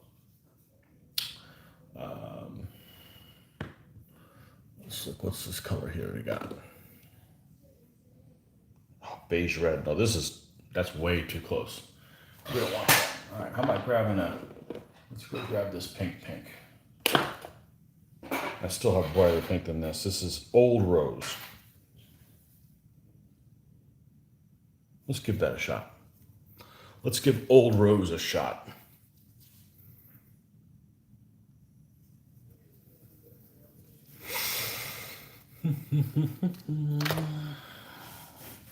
If you guys just joined me, welcome. Painting a Hungarian light horseman from Essex Miniatures, 15mm scale for my Hungarian army project. All right, we're going to use the darkener for this. We're going to use black. And let's do this one. This one should do just fine.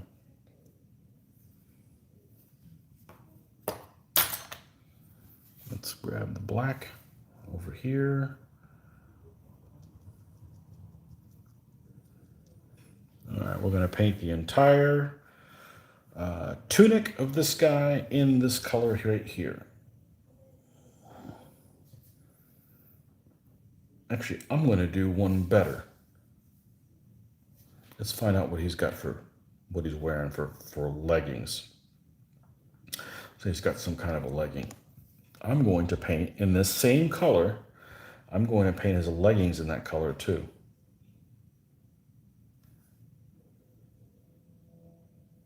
Okay, so the tunic and the leggings are both going to be in this color.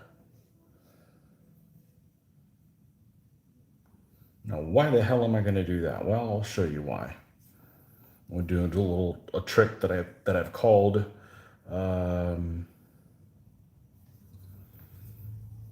evolutionary painting, and not because it's a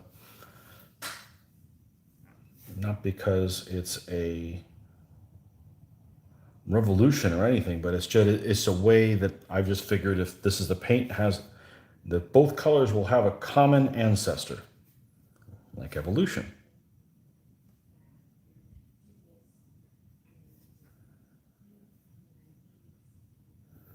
And the common ancestor will be this dark shade right there.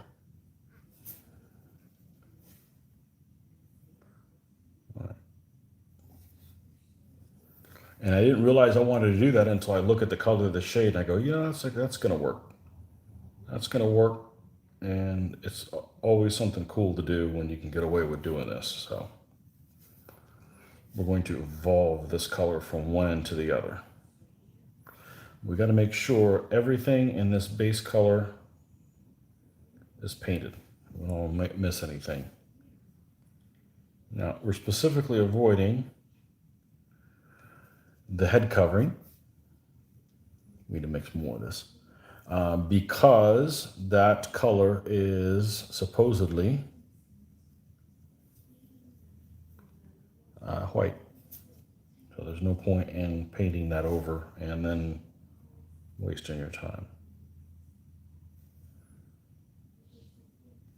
So we're getting kind of it has a little bit of a lavender tinge to it. It's mostly like almost like a taupe color for this guy. And he's got some kind of little shoes on or slip-on shoes. We'll leave that. There's no point in painting that up. Just want to make sure we don't miss anything on here. It's a pain to go back and fix that. Okay, so now we've got the tunic and we got the leggings in the same color, the same dark color. Now what we're going to do is we're going to, let's go ahead and do the leggings first, all right? So we're going to, instead of adding more of the rose color until you get to this color and start adding white, what we're going to do is we're going to take this color here and start adding white to it immediately. Okay?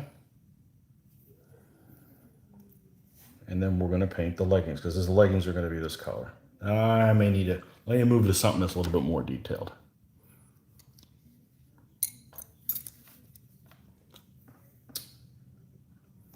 Okay, we're going to paint the leggings in this color right here, which all it is this color here with some white added to it.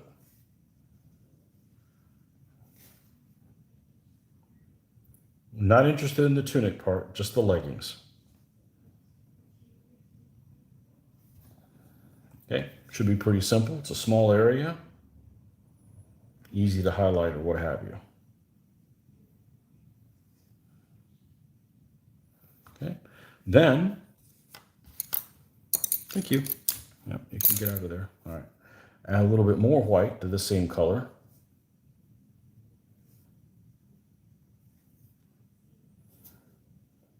And go over the leggings again. Oh, too much of a difference in color. A little bit more subtle than that. There we go.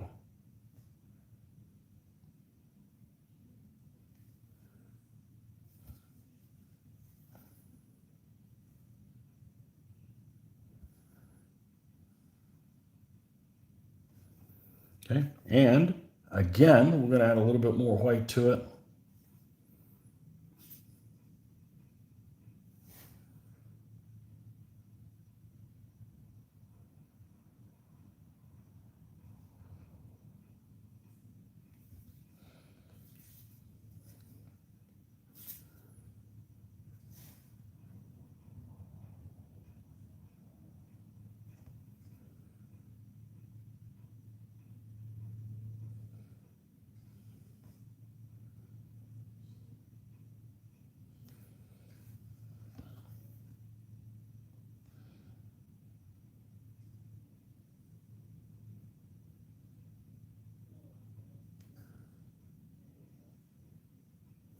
And just a tiny little bit more white for the final highlight.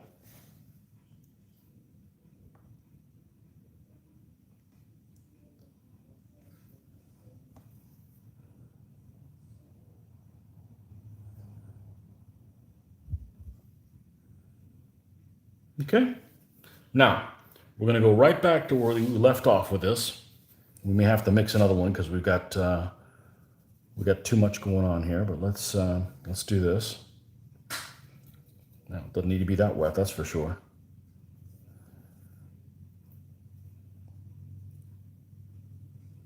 Okay, that's about where we were. And now we're going to add more pink.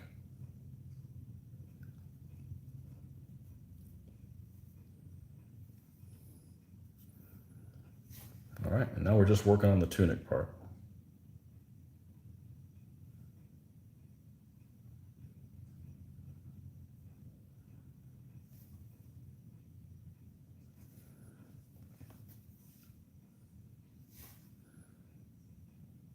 Now this is the same, this had the same common ancestor.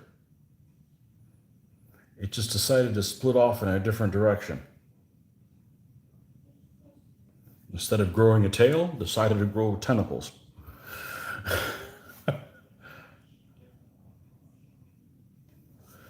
Just evolving differently.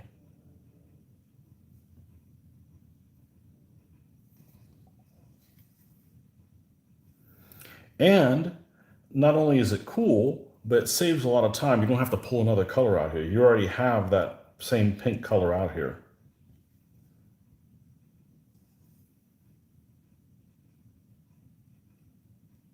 Okay, that's done. Now we're going to add more pink to it. Yep.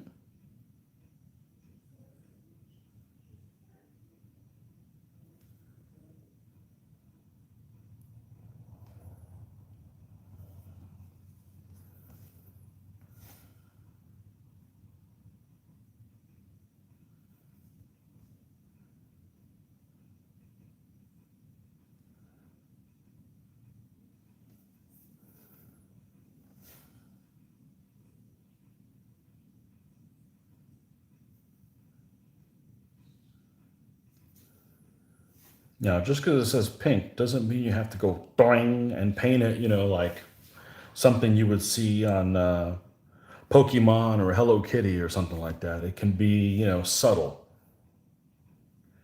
If this is based on some kind of a painting or stained glass or something like that, there's a limited amount of colors that they can use. So just because something pink doesn't mean like, well, I got to use it right out of the bottle. And if you start painting and you're getting to a color and you like how it looks, and nothing says you can't stop there. You don't have to keep going to like a hot pink color if it's starting to look like you like it along the way. Like this guy's, I'm pretty happy with how this guy's turning out so far. Okay. I have one shade more of this pinkness and see what we get here.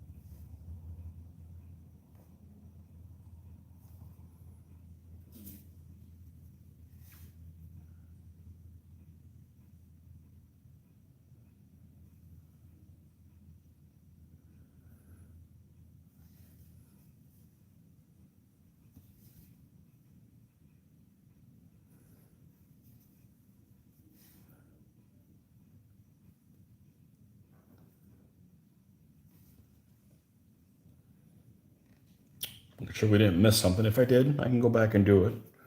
It's just I don't want to miss something on purpose because I'm creating more work for myself. Not that I can't reach that spot. A little bit more white there.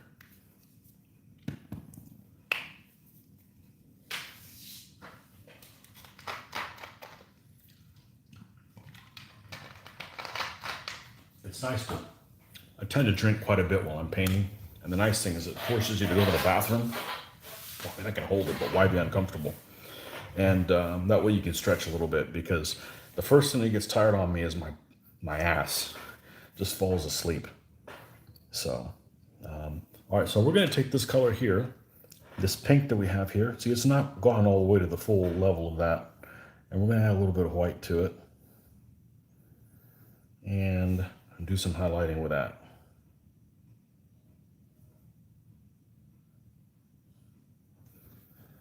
So in this instance, we didn't go all the way to this rosé color because we need some contrast between the flesh color and that pink. If we get too close, it's going to look like it's almost the same color and just look wrong.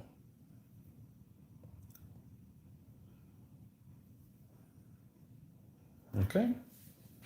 So we're going to leave this as is here, but we may revisit it again. I can remix that. So, okay, now we're going to do the hood that's obviously white. Now, I don't want to be super lazy and use the same color, but look at this. Look at the difference here. You can see this is the same base color I used for both of them, and the leggings even look bluish, whereas the tunic actually looks warm. So that's kind of a unique little, man, this chair's loud.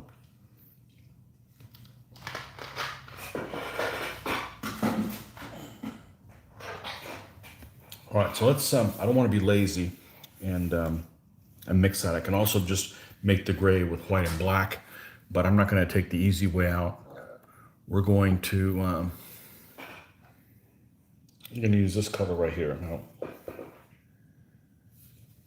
what is this? I don't even know what color this is. This is an old as hell Vallejo, but that's what we're going to use.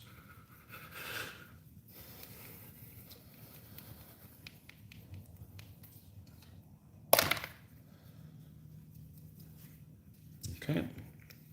And just a little bit of color there. All right.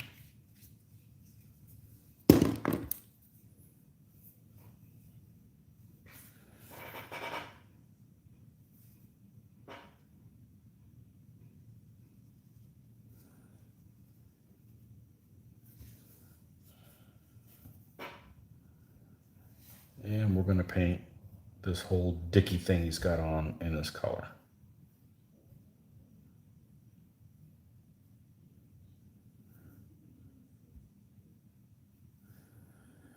Now I'm going to stop right there because this color is looking way too similar, even though I'm going to bring it all the way up to white, as this.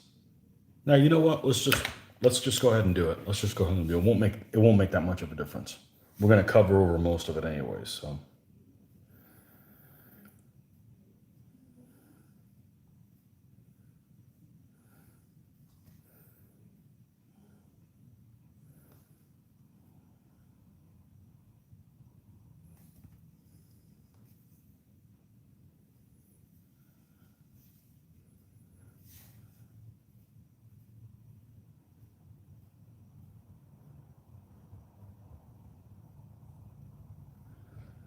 You guys either fell asleep at the wheel, or are doing your own painting, or listening intently, or all of the above. So either way, that works. That's what I would be doing if I wasn't painting. I would be listening to somebody else chit chat and kind of keeping me on track. So, and then here is a folded over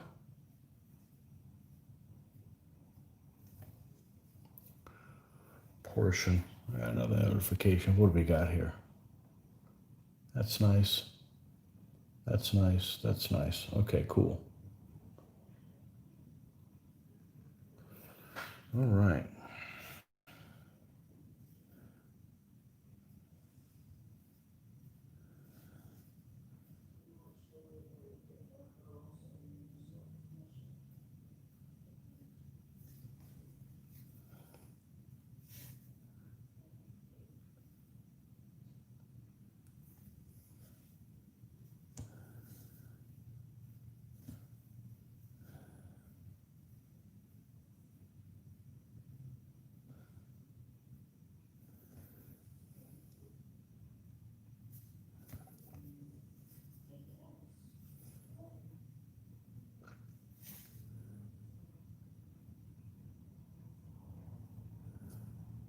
If there's a little bit of hair showing there.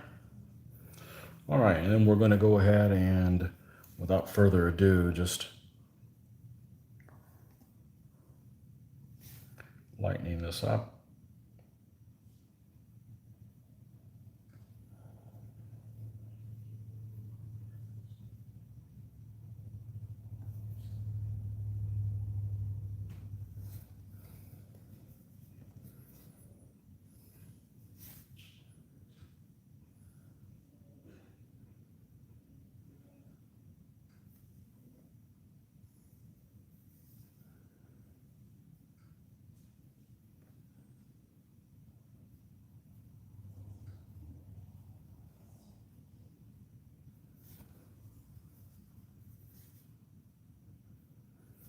All right, and then we're going to add some more white.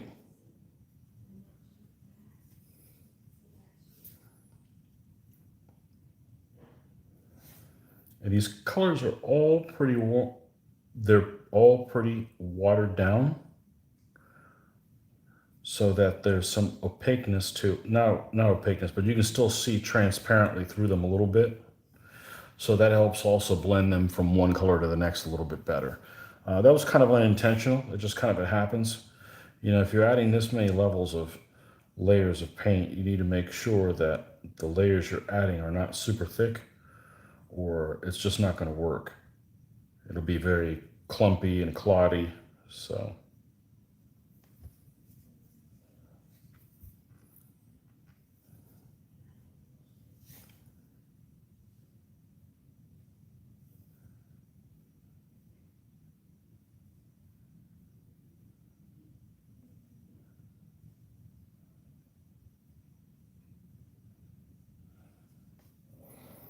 okay, and we're going to go ahead and add more white.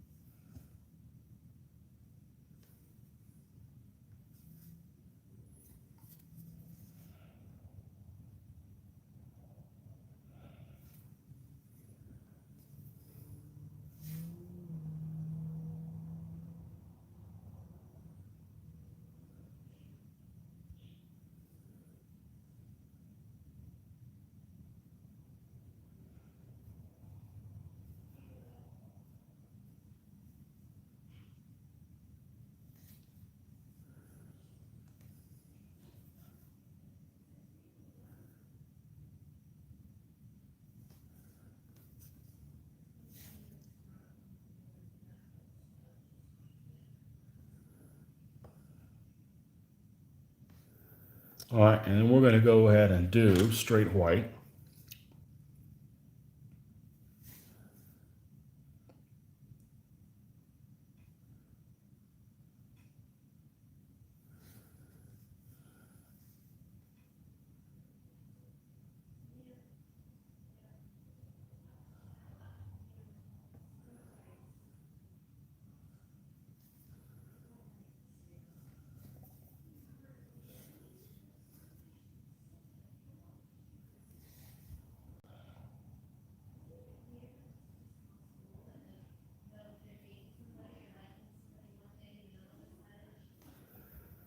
Okay.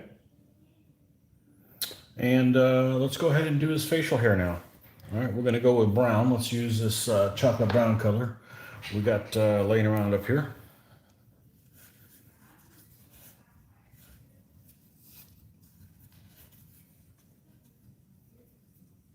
Little bonnet he's got on.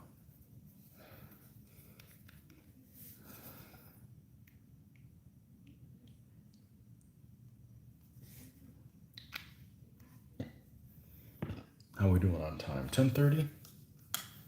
Been at this for 2 hours? Wow.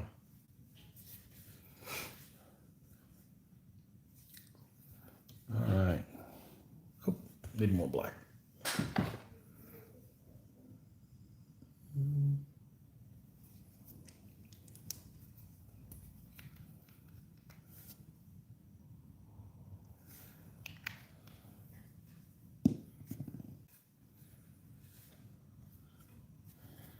All right, so let's go ahead and darken this up some. And let's paint his, looks like he's got a mustache and goatee looking thing.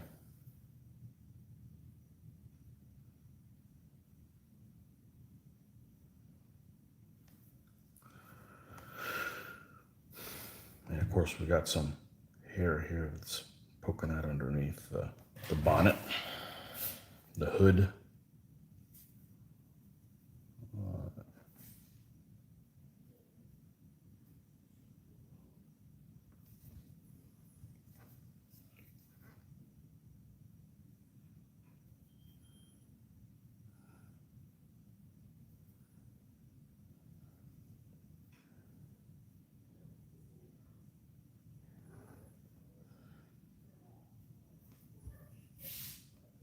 All right, and we're going to take this color here and add some white to it.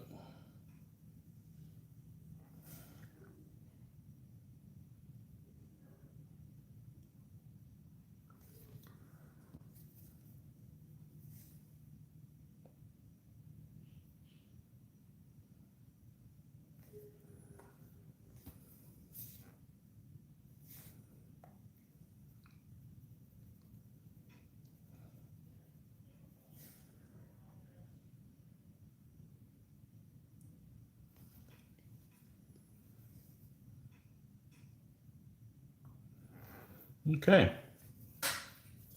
All right, so what do we got left on this dude? Well, you got some shoes. We got the bow. Well, we should probably do the bow next. Should probably do the bow next. 6:40 tomorrow morning. Okay. Okay. All right. Let's take a look at a couple things here, and we're gonna look in this almost useless book. It's an Osprey book on Hungary in the fall of Eastern Europe. It's almost useless because it's not very good for the time period that I'm doing, which is late 1400s. But I want to look at some examples of some. Of course, this is just artistic renditions by, of course, Mr. Angus McBride, and just see what colors they used for some of the equipment. The looking specifically for examples of the places to put the quiver, and also the container for the bow when it's not in use, whatever the hell that's legitimately called. I can't think of it right now. It's late and I don't know. So there's a guy with a bow. I don't see it. Here's a guy holding a quiver, but who's this guy right here? This is some Byzantine senior officer. Let's see if we've got somebody who's actually Hungarian. Okay, here we go. Just a standard brown here. Now, this guy's an Albanian warrior, so this is red, brown. Doesn't mean you can't vary it from that, but so it looks like leather-like colors. Okay. All right, so what we're gonna do is we're gonna make the bow a little lighter color than that to have it pop a little bit.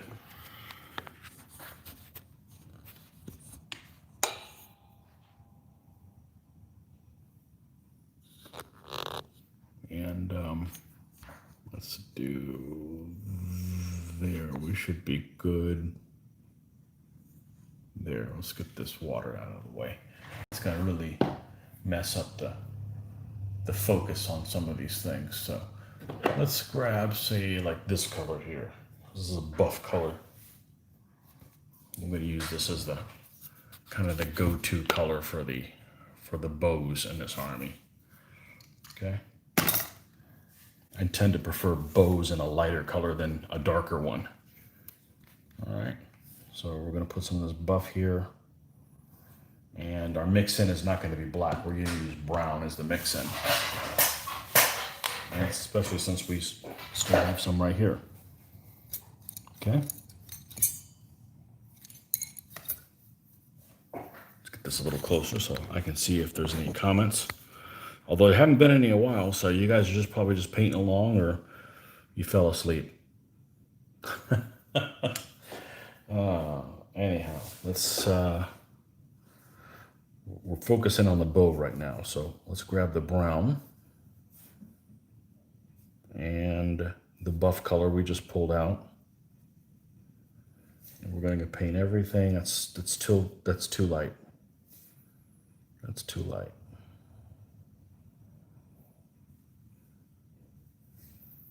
Okay, we're going to paint everything in this color.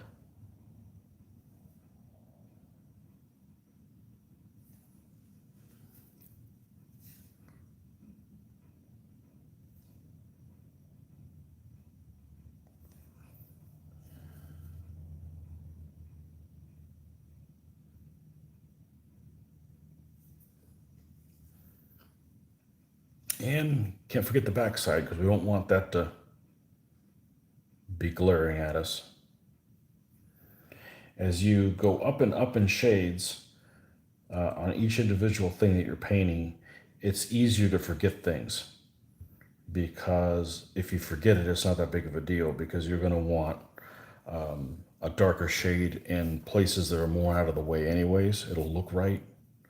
So, but on the first color you put down, you want to make sure you cover everything that you plan on being in that color, or it's going to look really weird.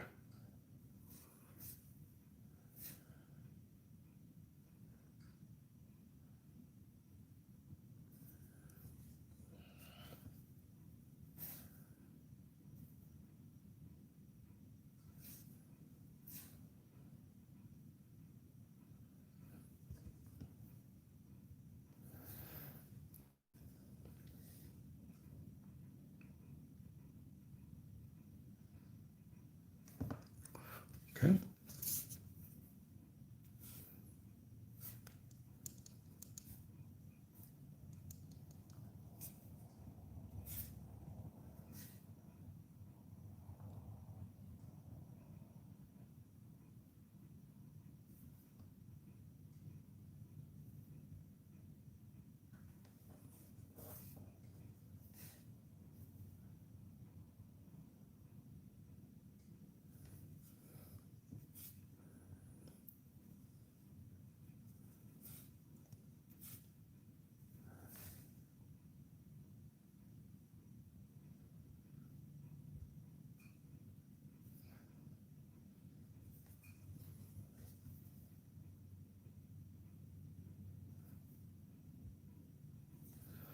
Okay, so there is the bow.